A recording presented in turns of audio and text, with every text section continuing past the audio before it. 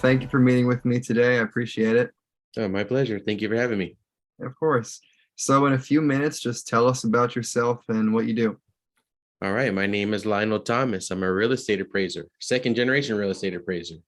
I, on a daily basis, get the opportunity to go out and appraise homes and deliver factual appraisal reports to homeowners and home buyers and home sellers. I'm born and raised in the city of Ontario. I've lived in California my whole life, and I just feel blessed to be the father of three daughters and blessed to have this opportunity to work as a real estate appraiser. Awesome. And how'd you start? My grandmother was an appraiser before me, so I wanted to be a firefighter in high school, and she was basically transitioning from typewriter to computer, and she needed my help, and I was kind of going in there and helping her learn how to click on the computer and how to basically use a computer, because I got like an old school Packard Bell like in seventh grade. So after helping her for a while and doing a lot of data entry, I realized that, this would be a better way to pay my cell phone bill than trying to be a graphic designer. And how long have you been in the business? I've been working in the appraisal business since high school. I got my license and I took the classes in 2003. And I want to say after I got my license in 2006. And what attracts you to the business? Family. I kind of had an in. I got to see what the appraisal job was, or what her appraisal job was, which is my grandmother Shirley. And it just kind of gave me insight that I can do this, and that's what made me want to do it. And what makes you different from other professionals in your industry? I think I'm willing to put in more hours. I work into the wee hours of night. I have a ton of experience, and I'm very focused and dedicated to meeting my clients' requirements and needs. Okay. So throughout the process of starting your practice, what are some obstacles that you've ran into over the years in either growing it or maintaining it? I've kept it generally small. We're at a point now, because we have our AMC license, where there is a very high, I think the word is, it's very scalable. And I've kind of taken some baby steps towards scaling, but it's not something that I have a ton of experience in. So I am intimidated. But I would say ultimately I've been pretty much like saving money and working or operating my business with efficiency. And I haven't really had a large amount of capital to use besides what I've earned in my own, what I've earned and saved. So if I had to identify one thing, I would say like having the right amount of capital to really seize the opportunity. Okay. And now that you're growing, what's your plan on getting new clients? Getting a salesperson or getting a sales team, really. But really right now, since the rates are high and the economy is in somewhat of a forced recession, or however we want to term it, it doesn't seem like the right time to scale up too much, because there is a reduced demand on loans. But I have been focusing more on helping families get through their different challenges that they have, with their families. But having a sales team, making relationships with lenders and banks, and really growing our SOI at this time is an important step that we are taking. Right. And for someone who's interested in being an appraiser like yourself, what's the barrier of entry in your industry? The biggest challenge, I would say, is finding a supervisor appraiser to work with. I mean, there's going to be maybe 3 or 4 months of education. Then you're going to have to, once you finish your education, then you find a supervisor like myself to work with. And assuming that appraiser has enough work to support the two of you, that would be good. But the way that it used to be is where the appraiser would bring work for you, and you would split the fees on the work that you bring to your supervisor appraiser. So I would say anyone who's capable of doing that, I'm sure will have no trouble finding a supervisor. But the appraisers who kind of just want to do whatever work that the supervisor has, we're going to have a little more challenge getting into the industry. Right. And what are some of your biggest accomplishments within your business, would you say? We can do case studies as well. You can go in detail about it. Yeah, my biggest accomplishments, I guess, would be my Well, getting my AMC license, I felt like that was a big accomplishment. There's only, I want to say 242 in the state of California. So I feel like it put me into a rare license. We're able to get it in Texas and Tennessee. So if it's God's will, we hope to expand across the nation and do nationwide appraisal coverage. But I felt like after being an appraiser for a very long time and working for other AMCs, it seemed like the likely progression for my career. And what's your vision for your company? Going nationwide. If it's God's will and if I have enough, I guess, energy and faith, I'll be able to get licenses for every state and manage appraisals across the whole of America.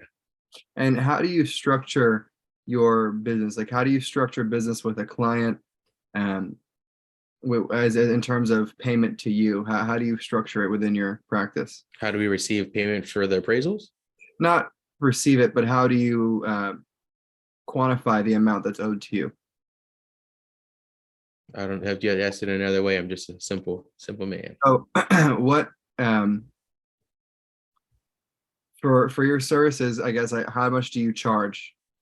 Well, just for a single family appraisal, it depends on the purpose, but it's usually $500, and that's for a federally regulated transaction. But if it's for like a local family member that I can handle myself, it's usually about $300. 300. And how long does it take you to complete an appraisal? The inspection itself, usually about 25 minutes on site, and usually I request 2 business days after the appraisal inspection to complete the report. Okay. Okay. So you because you can handle high volume. Right. I try to. If I can, I try to inspect 4 properties a day. Today I just did 2. I went to do a third, but there was a termite inspector there, so I wasn't able to do it. But yeah, I try to do 4 a day, and that's kind of like my capacity that I can do it overnight. Okay. Okay. And tell me more about the skill set of being an appraiser. I don't know much about it myself, so Well, what is an appraiser skilled at? I would say they're skilled at, talking on the phone. They're skilled at meeting people. They're skilled at identifying different components of a building, whether it's residential or commercial. They're skilled at documenting those improvements. They're skilled at determining, the proper comparables. They certainly should know how to use the MLS and how to use maps and look at zoning maps, and they should be familiar with like title reports and legal descriptions. It's a strange, you have to be skilled at a lot of strange things, but um I think that answers the question. But yeah, yeah. it's kind of like being, when I go to the city offices, I always look at the city planners and I kind of question like, I wonder, like, could I fill this role in the city? Because it seems like for what they do with maps and safety regulations, it seems similar to the appraisal job, but the difference is I guess they're reporting to the city and to the civilians, and we're reporting to the bank or to whoever the particular client would be. Right. Okay. And are there any thought leaders or entrepreneurs that you've learned from over the years that you look up to for guidance for being a solopreneur, entrepreneur, business owner? No, that's crazy. Yeah. Who do I look up to? I like the book, The Magic of Thinking Big. So whenever I guess I'm mentally challenged, I'll listen to that on Audible. But as far as who I look up to, dude, I'm kind of drawing a blank. That's okay.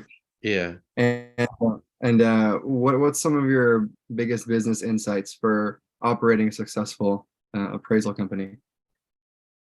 Just be customer centric. In reality, the appraisers, all we're doing is revealing the value, not all, but what we're doing is revealing the value of whatever the asset is that we're working on. So being customer centric and being able to explain the results of your appraisal report simply and without emotion or without negative emotion, I think will get you a long way. I've used video and modern communication processes in order to kind of talk to my clients, and I'm very accessible, I think, as you understand or as you know now.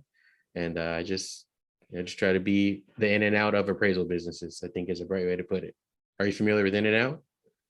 Yeah, of course. So you go there, you get your burger, and you can pretty much guarantee you're going to get the same thing if you order the same thing, and that's kind of what I think the appraiser should be like. Okay. Yeah, that's a good comparison. And Mhm. any financial insights to managing a business? Be very frugal. Um, like you definitely want to have a set aside for marketing. You always want to be listening to the news, and you want to be thinking about what the market is doing, so your marketing matches what the market is doing. Um, but I think being frugal is what's most important, because I think being frugality is going to create longevity. Right. I Yeah, agree. you agree? And what's the, yeah, of course. And what's the most important realization that you've made throughout your entrepreneurial journey? And it could be a mindset shift that helped you grow or anything of the sort. Years ago when the first 48 was still on TV, I would kind of look at these detectives, and I kind of started realizing, like, look, if these guys are supposed to solve a crime in 48 hours and you can't complete an appraisal in 48 hours, there's like kind of a disconnect there. So you really need to be dedicated and almost possessed in the way that you're dedicated to giving your clients what they ask for, as far as like completing their appraisal reports in a timely manner. Right. You hold yourself accountable. Yeah, accountability is, that is the trigger word, accountability. Right. Mhm. And well, what's the legacy you want to leave behind? Like for my kids and stuff. Kids, business, all everything put together. Yeah. I'm just, dude, I'm a regular fellow from the city of Ontario. I don't know if anyone will like look back on my business processes and like see me as anything special, but for my family, I just like to give them a little bit more comfortable lifestyle. So maybe they could have a regular job like McDonald's or whatever, and they have I don't want to say a nest egg, but they have a comfortable lifestyle where they can work at McDonald's and just kind of live comfortably, and they don't have to be behind the bullet, so to speak. Right. Right. Like I would hope minimum wage would provide them comfort in life and not leave them almost on the street, if that makes any sense. Would you want any of your children to take over your business? Yeah, that's a good question. Wow. Yeah, they could take it over. I mean, I would, if they wanted to be appraisers, that would be a very good profession for them. Um, yeah, I would. Simple And answer. do you have like an exit plan yet, or anything that you've thought of about exiting from your company eventually? I would like to purchase, some sort of mixed use property, maybe residential, commercial, or resi commercial, some call it, so that as if I age out and if we do end up closing the business, that my family can live off of the income of this particular building or whatever buildings that we've acquired or properties we acquired, because I think as you talk about legacy, that's going to be what will leave the greatest legacy, is just leaving properties that they can enjoy the income from over their lives. Right. That's really important. Well, Mhm. it sounds like you have all your ducks in a row, and You think so? like, Yeah. Well, yeah, yeah. I'm trying my best. And finally, what's a message you'd like to share with the audience?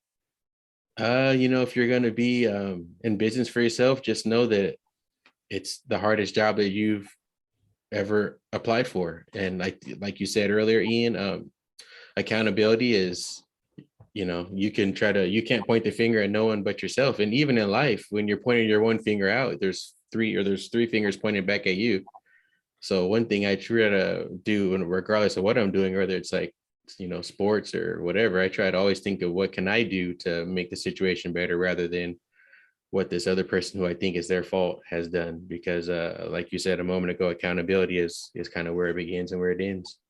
Yep, that's really important. And I've definitely fallen in that trap before of blaming others, and Yeah. it's Right. clicked in my head that it doesn't help at all. Yeah, no, I try to, whenever I'm blaming someone else, I have like this trigger in my brain that says, well, it could be their fault, but what could you do to like empower them to do better? Yeah, Right. yeah. So it's like that goes back to accountability or responsibility. It's kind of what I call it, which is the same thing. Or what do you feel about the difference between accountability and responsibility? Well, accountability is more like integrity, and Okay, responsibility is taking care of the things and those who are dependent on you. gotcha. Yeah, for sure. Like a client or like a family member. Yeah, exactly. Yeah.